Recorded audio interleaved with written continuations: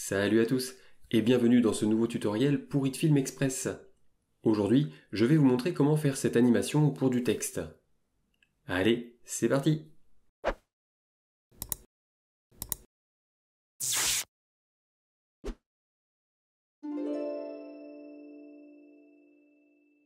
Comme d'habitude, j'ai ouvert HitFilm Express et comme vous pouvez le remarquer, je suis passé à la version 12. Ici là-haut, ça a changé un petit peu et on a bien le numéro 12. Par contre, dans le tutoriel d'aujourd'hui, je vais rien exploiter des nouveautés de la version 12. Donc, que vous ayez fait la mise à jour ou que vous ayez une version précédente, ça ne va rien changer pour le tutoriel. Alors, pour commencer, je clique sur New ici, en haut à gauche, comme d'habitude. J'ai la fenêtre des paramètres du projet qui s'ouvre. Je ne change rien et je fais OK. Et nous voilà donc dans le nouveau projet.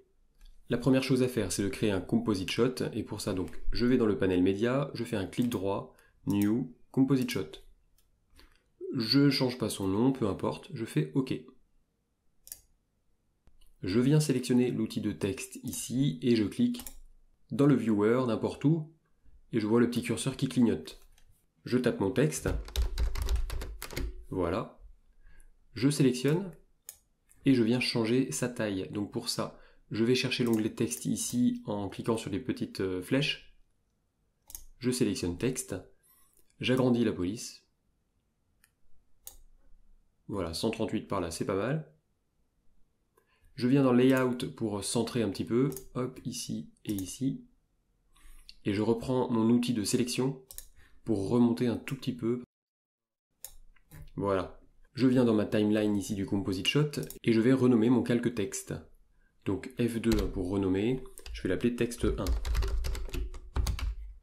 Voilà. Je vais rajouter un fond, New Layer, type Plane, que je vais appeler fond 1.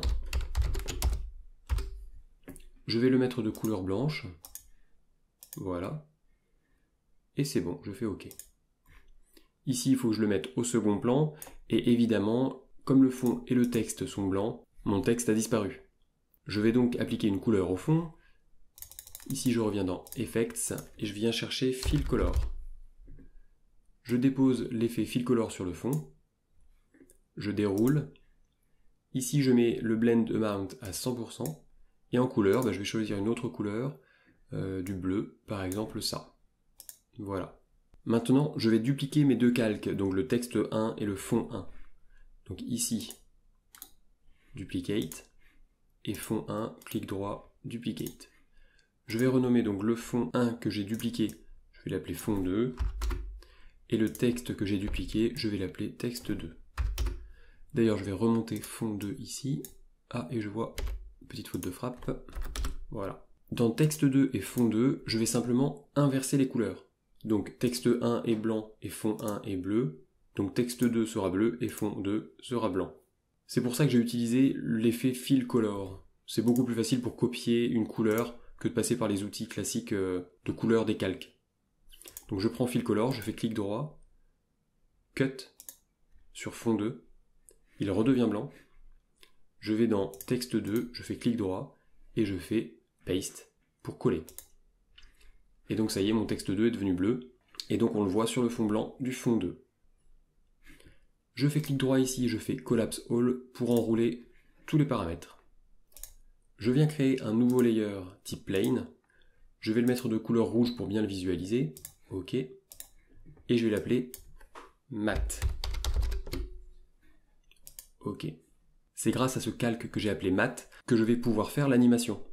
La première chose que je dois faire, puisque je veux qu'il fasse une rotation autour du texte, mais en même temps je veux qu'il reste dans une position où il coupe l'écran en deux, il faut que je change la position du point d'encre. Donc je déroule Matte, je déroule Transform, et donc Anchor Point, je vais le déplacer. Je sais que c'est du Full HD mon image ici, donc en hauteur j'ai 1080 pixels. Je vais donc déplacer mon Anchor Point de 540 pixels. La moitié de 1080. Je fais entrer. Et voilà, il s'est déplacé. Mon Anchor Point est bien ici. Mon calque s'est bien déplacé par rapport à son point d'encre de la moitié de l'écran, donc de 540 pixels. Je vais rendre ce calque invisible en cliquant ici sur l'œil. Voilà. Et je vais utiliser l'effet Set Matte pour que ce calque matte et une répercussion sur la visibilité des calques en dessous. Donc je viens chercher cette math ici, et je viens le copier sur texte 2 pour commencer. Je déroule cette math. En source layer, je mets donc le calque math, et en blend, je mets subtract. Ça nous a bien supprimé ici la partie du bas du texte. Je viens faire clic droit sur cette math, copie, et je le colle de manière identique sur fond 2. Donc, paste. Et voilà, on a bien notre texte qui est coupé en deux. Il me reste donc plus qu'à faire l'animation du calque math. Donc ici dans math, je vais créer des images clés sur position et sur rotation. Au départ, je veux que le texte ne soit pas découpé et que le fond soit uni, donc en fait que le calque math soit en dehors du champ de vision. Donc je vais le positionner à -540 sur les Y, ce qui va le remettre ici tout en bas. Ensuite, je me déplace de 15 images. Et là par contre, je vais le mettre au milieu.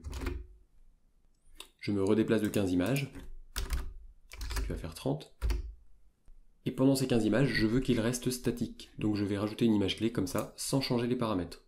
Et d'ailleurs, je vais également mettre une image clé sur rotation. Je me redécale de 15 images. Et là, je veux qu'il fasse une rotation de 90 degrés. Comme ça. Je me redéplace de 15 images. Je mets une image clé avec les mêmes valeurs pour que le fond reste fixe. Allez, je me redéplace encore. Là, je veux que la rotation soit de 180 degrés. Je mets également une image clé sur position avec les mêmes valeurs. Et enfin, je me déplace donc de 15 images. Je remets une image clé fixe.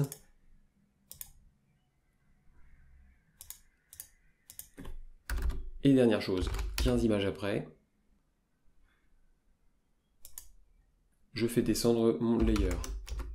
Non, tac, c'est -540. Et voilà. Alors je mets tout ça en manual Bézier. Et voyons ce que ça donne.